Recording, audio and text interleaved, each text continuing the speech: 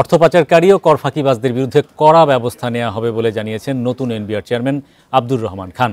দুর্নীতিবাজ কর্মকর্তাদেরও শক্ত হাতে দমন করার হুঁশিয়ারি দিয়েছেন তিনি। জাতীয় রাজস্ব বোর্ড এনবিআরে সংবাদ সম্মেলনে এসব প্রতিজ্ঞার কথা জানান এনবিআর চেয়ারম্যান। গরিব মানুষের কাছে পরোক্ষ কর আদায়ের কঠোর সমালোচনাও করেন তিনি। প্রিয় নম্বর সেট করে বিকাশে সেন্ড মানি করুন ফ্রি।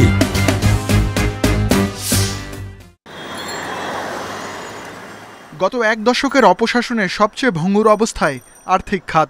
মার্কিন সংস্থা গ্লোবাল ফিনান্সিয়াল ইন্টিগ্রিটির হিসাবে প্রতি বছর বাংলাদেশ থেকে পাচার হয় বিলিয়ন ডলার অর্থ, যার প্রায় ৮০ যায় আমদানি রপ্তানি বাণিজ্যের নামে। আবার নানা উপায়ে কর ফাঁকি দিয়ে ফুলে ফেঁপে উঠেছেন অনেকে।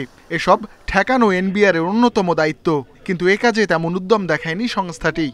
বিএফএইও কাজ করতেছে, আমরাও কাজ করব।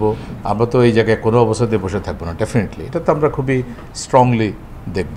এটা ডেফিনেটলি আমরা স্ট্রংলি কাজ করব। এনবিআরে এসে প্রথম দিনে গণমাধ্যম কর্মীদের সঙ্গে মত বিনিময় করেন নতুন চেয়ারম্যান। বলেন, এনবিআরে দুর্বৃত্ত তৈরি হতে দেয়া হবে না। অন্যায় অবিচার অথবা যেগুলো দুর্নীতি যেগুলো ধরা পড়বে বা আমার কাছে ইঙ্গিতও আসবে, আপনারাই ডেফিনেটলি ইঙ্গিত দেবেন। আপনারা নিশ্চিত থাকেন প্রত্যেকটাই অত্যন্ত শক্ত হাতে এগুলো আমরা দেখব এবং খুবই কঠোর সিদ্ধান্ত নেব। এর আগে কর্মকর্তাদের সঙ্গেও মত বিনিময় করেন এনবিআর চেয়ারম্যান। কর আইন আধুনিকায়ন করা, ব্যবসায়ীদের হয়রানি না করা ও তথ্যে গোজামিল দেয়া বন্ধের নির্দেশ দেন তিনি।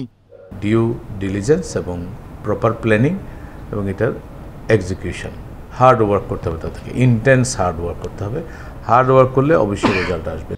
এনবিআর চেয়ারম্যান জানান, রাজস্বের 2/3 পরোক্ষ কর। এটি সভ্য দেশের লক্ষ্য নয় বলেও মন্তব্য করেন তিনি। Ruhul Amin, independent news, Dhaka.